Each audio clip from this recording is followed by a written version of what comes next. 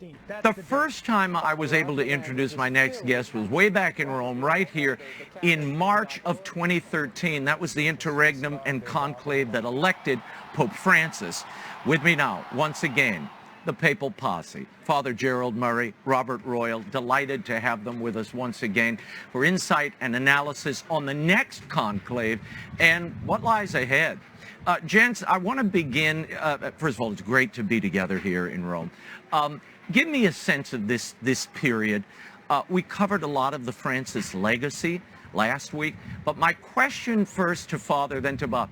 How is that legacy being received by the cardinals here, gathered 100 plus of the 133 electors chosen by Pope Francis himself? Well, I go back to what Archbishop Chaput wrote in First Things.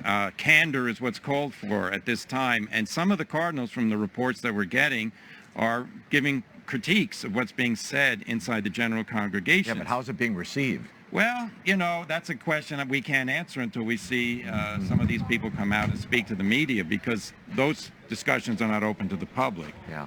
I will say this, in general, the appropriate prayers for the repose of the soul. This is a time of mourning, so we keep that in mind. But the cardinals also know there's an awful lot at stake here.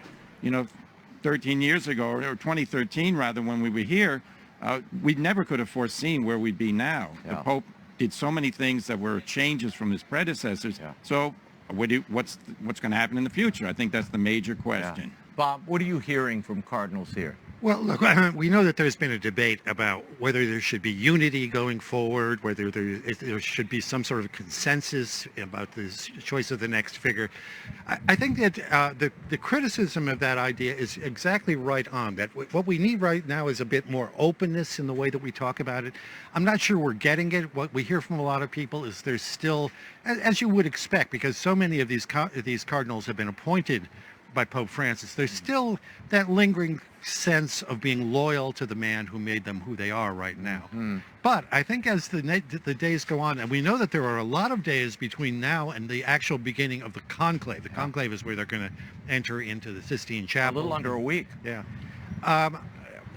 For me, the one thing that I'm a bit worried about is a lot of these people don't know one another. This is not really the best time to get to know one another. It would be a lot better if they had spent some years over the last decade and more working on things together, discussing things together. But Francis didn't really like getting the cardinals together so very much. So there could be a lot of surprises coming down. For now, I think that there's a general sense of loyalty to what has been in the past. But I think more and more we're going to start to see some changes and some different voices beginning to come to the fore. Well, the homilies during these 9 days of mourning are fascinating, because people will remember it was Benedict XVI's homily at the funeral of John Paul II that sort of sealed the deal for him. People heard this and said, this is a prophetic voice, it's a continuation of the legacy, let's go with this. This week we heard from Cardinal Giovanni Battista Re, the Dean of the College of Cardinals here. He preached at the funeral, but it was a very different tone. He drifted into very political areas, and I want to read a little of this for you. He said, speaking of Pope Francis, his gestures and exhortations in favor of the refugees and displaced persons are countless. His insistence on working on behalf of the poor was constant.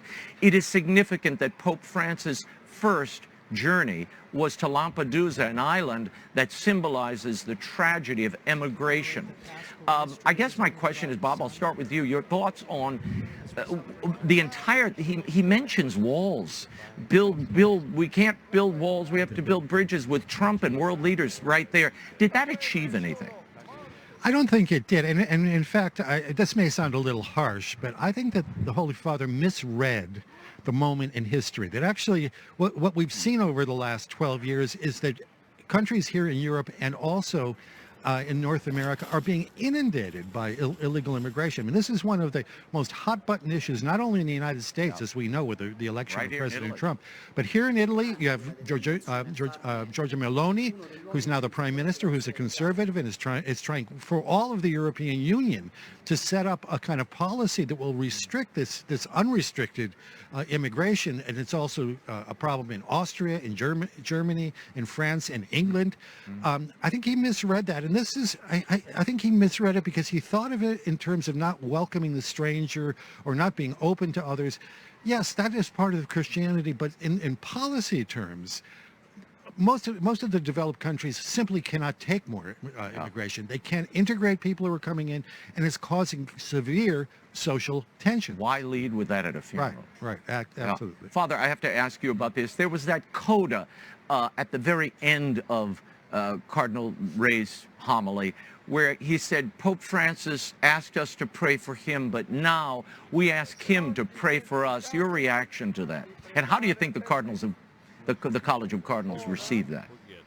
Well, you know, the presumption if you ask him to pray for us means he's already in heaven. And the first message of any Christian funeral is pray for the soul of the deceased, because if he's in purgatory, we want his time to be shortened. We want him to be raised up to the glory of heaven. Now, there's a pious, and it's sort of a Catholic tradition that the souls in purgatory can pray for us, so you're not necessarily indicating that he's canonizing him. But sad to say, at funerals, and there's a common critique, that you go to a funeral, instead of praying for the soul, everybody is canonized. So, no, we leave the prayers of all of the faithful in the hands of God, including for Pope Francis. But yeah, I was a little unhappy, to be honest. We shouldn't be assuming that he doesn't need our prayers anymore because he's already in heaven. Well, some saw this as an attempt to sort of rush to the conclave and say, wait, look, we have this saintly Pope. We need to continue his agenda and his vision for the Church. Well, you know, as the Jesuit general said, the Pope is the successor of Peter, not of Francis. So continuity's got to be with the original message of Christ given to the apostles. And in as much as Francis had some difficult teachings, which we've discussed over the years, we don't want any blanket endorsement saying everything that's happened now, nothing can be changed. No, that would be a mistake. German Cardinal Walter Kasper gave an interview this week with La Repubblica, giving his 2 cents on the kind of man he believes should succeed Pope Francis. He said, the people of God have already voted at the funeral, and they have called for continuity with Francis. Casper's 92 years old. He's a non-voting member of the college, caused a lot of mayhem during that family synod where he was the primary advocate for granting communion to divorced and remarried people without an annulment.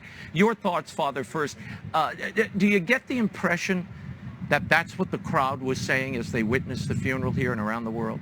No, the crowd was expressing Catholic piety and devotion to the successor of Peter, gratitude for the many good things that Pope Francis did, gratitude, very much so for his final days when he suffered and yet came out to see the people, and how touching it was to see the Pope greeting children who were presented to him on that at the Mass there on Easter Sunday.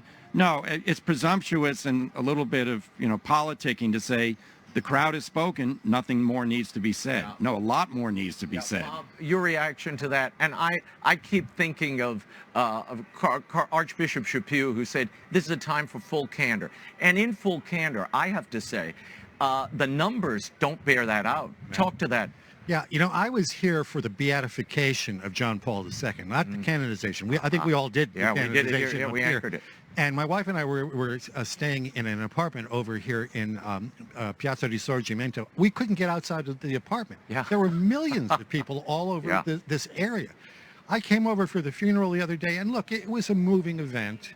It always is when there's a pope involved. But if it were not for all the young people, and the young people who are here, by the way, we're not here for the Pope. They were here because they were scheduled for the canonization of Carlo Acutis. That's right. So it was a nice feel that there were young people here, but they weren't here exactly for him. And the crowd, you don't want to base too much on the size of a crowd, because crowd sizes are always disputed in events like this. But I don't know how Cardinal Kasper, who is distant and, let's say, a bit elderly, was able to gauge where the church ought to go on the basis of who happened to be here in the square. Wednesday audience attendance and coming here for the Angelus, those numbers you can look up. They were vastly down from Benedict and John Paul II, vastly down. I won't get into them, but we should mention the historic procession of Pope Francis's body through Rome to his chosen place of rest, St. Mary Major Basilica, the first such procession since Pius XII.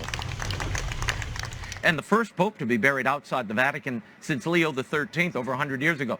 So, Bob, how significant was the decision by Francis, even in death, to separate himself from his predecessors? He wanted to be buried, not here at the grottos of the Vatican, but... Yeah. Well, I mean, look, a lot of people are critical of that. They think it's him trying to show himself as different than everybody else, and even his tombstone, because it's so simple. They're critical of that. I'm a little bit skeptical that that's the right way to read it. We know that before and after every trip he took outside of the Vatican, he went to worship with Our Lady, salvation of the Roman people. He had a very strong devotion to Our Lady and that particular icon of the Virgin for the Roman people. So I think we need to cut him a little slack about that. Mm-hmm. And it's a very beautiful church there. Gorgeous, yeah.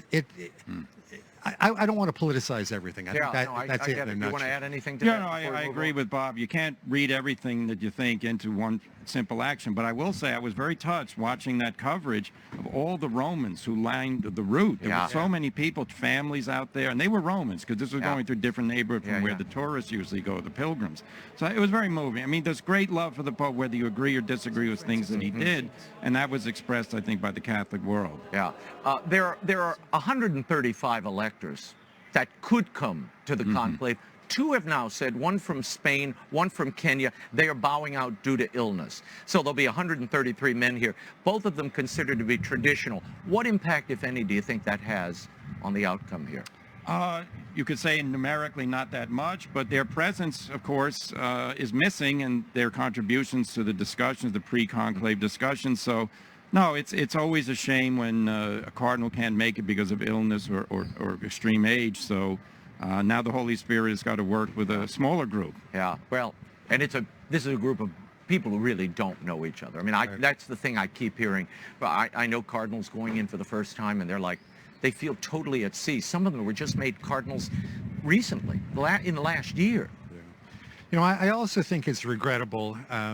We sometimes have talked about Pope Francis as not particularly appreciating the United States, but we really should have more Americans in the room who are going to be voting. Why do you say that? Well, we don't have a cardinal from Baltimore. We don't have one from Philadelphia. We don't have one from Los Angeles, which is a huge diocese, and one would have expected that the Archbishop there, who is Hispanic, Jose Gomez, would have been made a cardinal. And instead, what we have are some of those McCarrick cardinals that, let's say, are a problematic group. So, yeah, it's too bad that those 2 aren't here, but there are others who also are missing in an interesting way. It was announced this week that Cardinal Reinhard Marx, Cardinal Louis Tagle, and Cardinal Dominique Mamberti were all selected by the College of Cardinals in this general congregation to assist the Camerlengo. The Camerlengo is sort of the administrator, Cardinal Kevin Farrell. They will be responsible for organizing the conclave. Now, Cardinal Marx is a major player in the German synodal way. We've talked about him for years now. Tagle in the Philippines is considered to be a front runner for the next pope. And Cardinal Mamberti of France is also the protodeacon of the college and will announce to the world, we have a pope, habemus papam. Your thoughts on this group so close to the organization of this conclave process? I think they were chosen at random. Yeah, I'm not sure how that happened, but they're all insiders, we could say, of the Roman Curia, so it represents the curial importance in doing this. It makes a lot of sense that people who are going to be doing protocol things would be familiar with the way things operate here. But it would have been nice if somebody was picked who was a diocesan bishop from, you know, a non-European continent. Yeah, or what are your thoughts? Yeah, I don't have a lot of thoughts, frankly, about this. I mean, I think we have to see from the results whether this is actually some sort of substantive move to shape the way that the conclave is going to take place, or whether it's just the kind of inside, as Father is talking about, insiders who know a bit about procedure. I don't want to wade too deeply into this, but we do have to talk about a few of the candidates. We mentioned Cardinal Tagle of the Philippines, whom I interviewed back in 2014 about the family synod and how it was even then wrestling with this idea of granting communion to divorced and remarried Catholics. Listen to this. Is it possible to envision a policy that would allow Catholics to divorce and remarry without an annulment, given the church teaching and Christ's teaching on the indissolubility of marriage? Is it possible? I just came from a meeting of the preparatory committee for the synod. The following things are very clear. The teaching of Jesus and the teaching of the church will not be changed. No.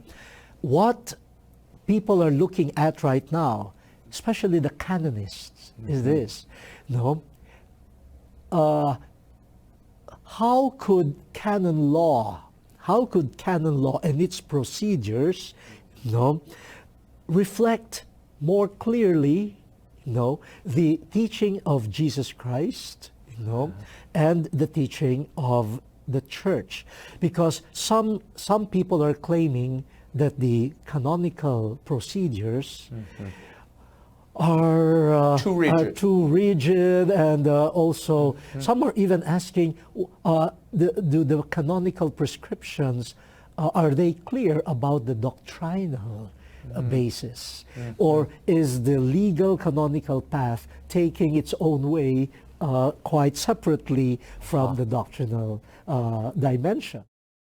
Father, is canon law this malleable? I mean, let's start with, have the teachings of Jesus Christ and the church changed in this area? I mean, Tagle said it's not changing, but...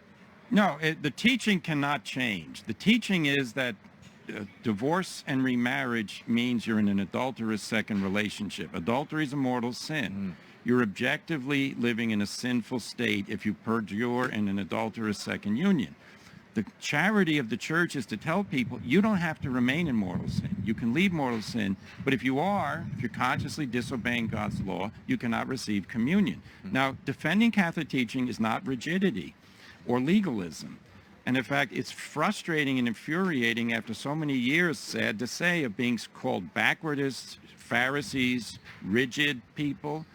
The law based on the gospel is life-giving. This isn't the ancient law of, all the little rules and regulations about how you walk and where you stand. This is about, do I follow what Jesus said, or do I say I have a new and improved version? So, yeah, rigidity is a slam word. It's used against people who want to uphold the teaching. I hope that disappears from the vocabulary. What do you make of Tagle's candidacy? Some are saying he's Francis 2.0. Yeah.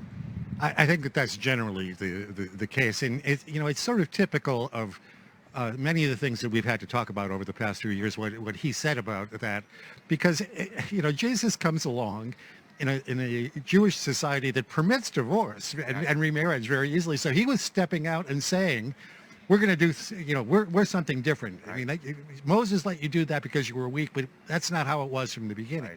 We remember that back in one of the early synods on the family, there was a Latin American cardinal who said, we need to get back to the teachings of Moses, as if we could jump back over Jesus because we want to be merciful toward other people. It's a nonsensical thing that they're trying to push, but they're technically okay. If you look at the language of these documents, it's kind of technically they don't step over, but They're right up to the edge. Implication is always something beyond that. Well, the implication is practically you can do whatever the hell you want. I'm paraphrasing here. This isn't the document. Practically you can do what you want, but we don't agree with that entirely. But go ahead. You can still go to communion. I mean, it is contradictory, and isn't that the heart? Let's just say it. That really is at the heart of the Francis pontificate. It's the contradiction. We're not changing anything, but everything practically has changed. Well, let's say blessing gay couples. Okay, we were told the church blesses everybody. It's true. We do. Of we course. don't ask for. But when the two people come together who are involved in a sexual relationship, which is inherently immoral, and they ask for a blessing as a couple, they're wearing rings they put on at their civil marriage ceremony.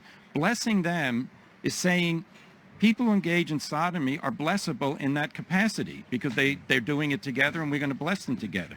Wrong. If the next pope doesn't change that, we're going to have a very serious crisis in the church. We're going to turn into Anglicanism. Yeah, I mean, I've put this, I wrote a column about this earlier in the week called Mercy, Mercy, Mercy, as the old title of the song goes.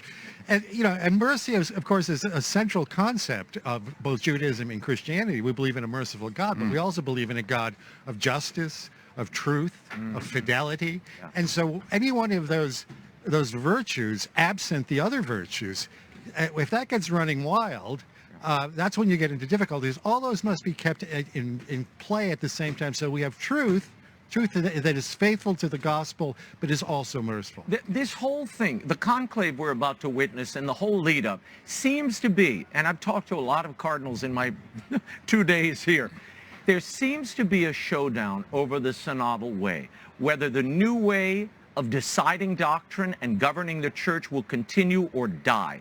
But do the traditional cardinals have a candidate? Good question. We can read, what's said. I think there are some outstanding figures who are there who would very clearly say we must return to a defense of the hierarchical nature of the church. Yeah. I'll let you name the people, but I'll say this. You have to know theology and canon law to be a competent cardinal. Those that don't need to study, and those that don't know need to listen to ones who have studied. Back to synodality. The idea that we want to involve lay people in the life of the church, that's so obvious everybody knows it. What we don't say is, you're equal to a shepherd. So you get to go to a synod, and the cardinal has the same vote as a grandma. I love grandmas, but they're not cardinals. They're not And I don't want them shepherds. cooking for me. No cardinals in the kitchen. Stay out of the kitchen. Leave that to mama. Your thoughts on this question of the synodality showdown that we're kind of seeing? It's my belief that we're going to get a modification of mercy with the next pope, probably with a reintroduction of some other elements. And I would not be surprised if synodality just sort of shuffled off this mortal coil, because I don't think it means anything. I don't think it does anything.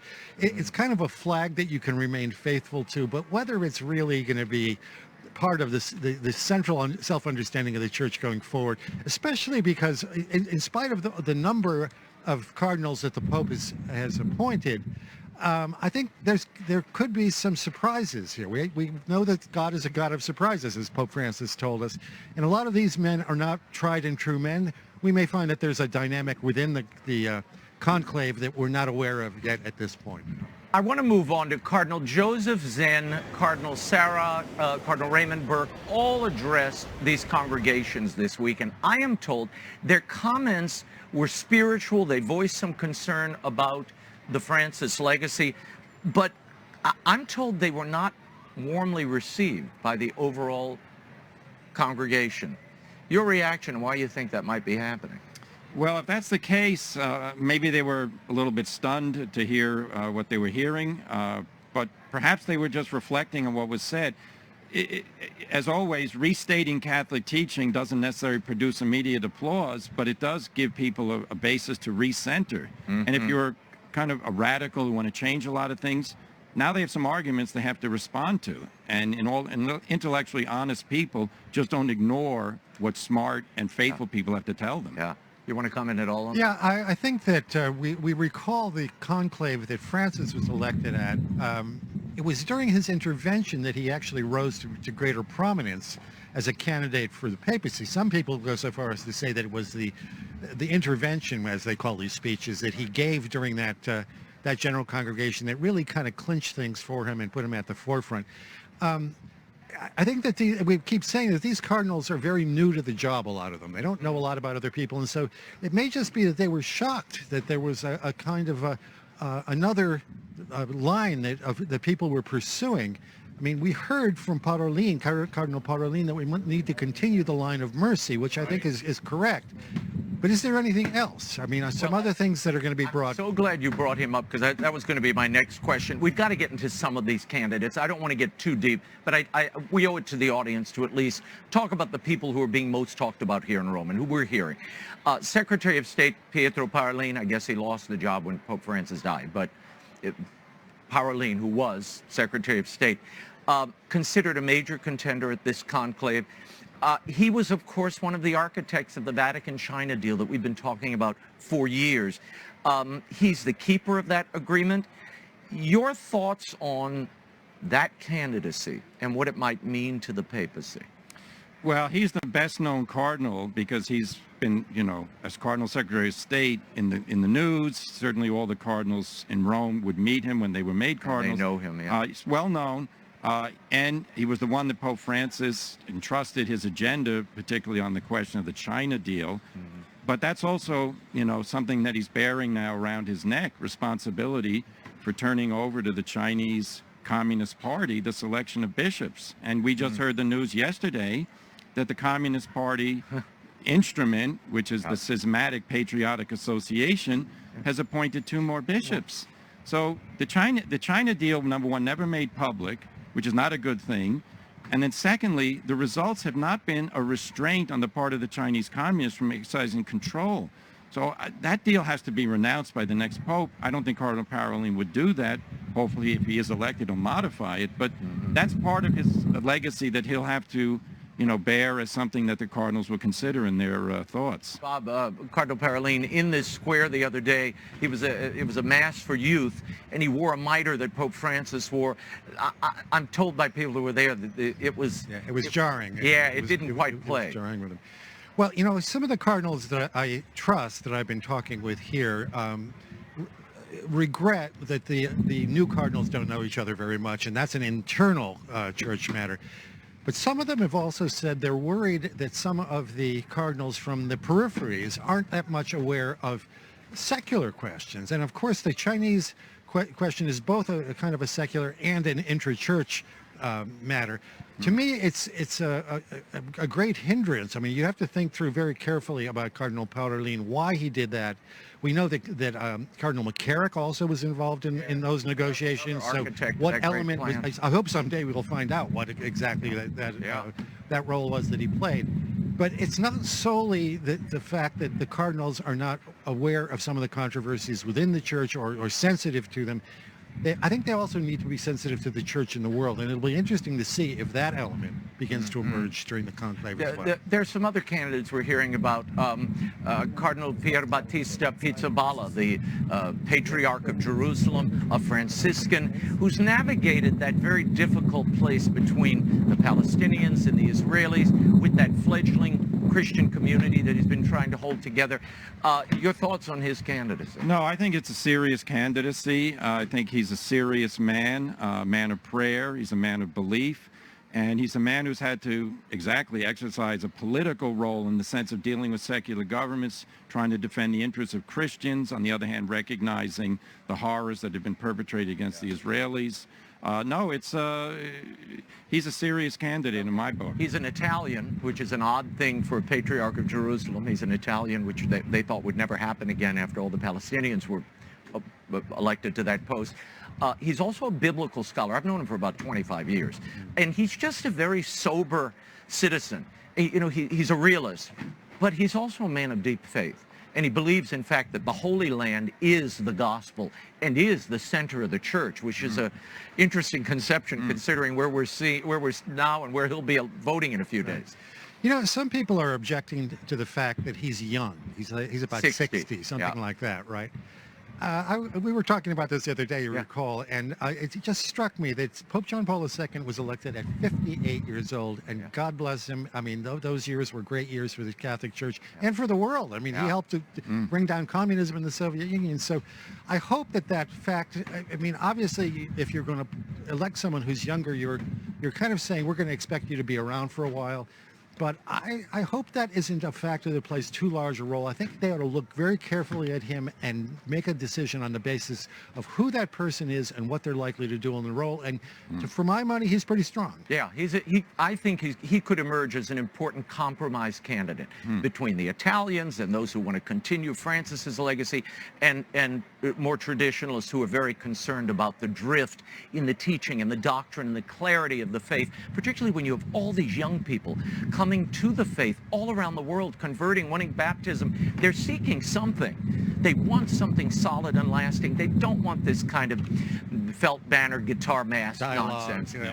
Perpetual dialogue. Any predictions? By the next time we sit here, we will not be part of the live coverage of so many of these events here at EWT, and so we'll be back next Thursday. But my question is, do you have any predictions? Because when we next return, the conclave will have begun.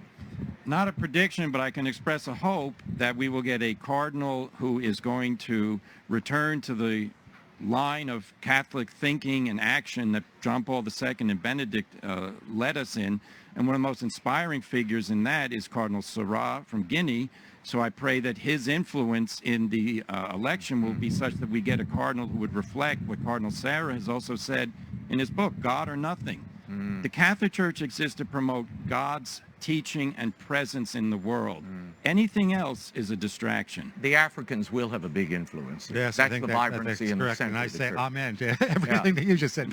If I had to predict, I wouldn't want to predict too much about who's going to be the next pope, but I think we're going to see a number of diverse voices between now and then. I'd be surprised if there is this kind of monochromatic, continuity sort of tone that comes out of the discussions in these general congregations.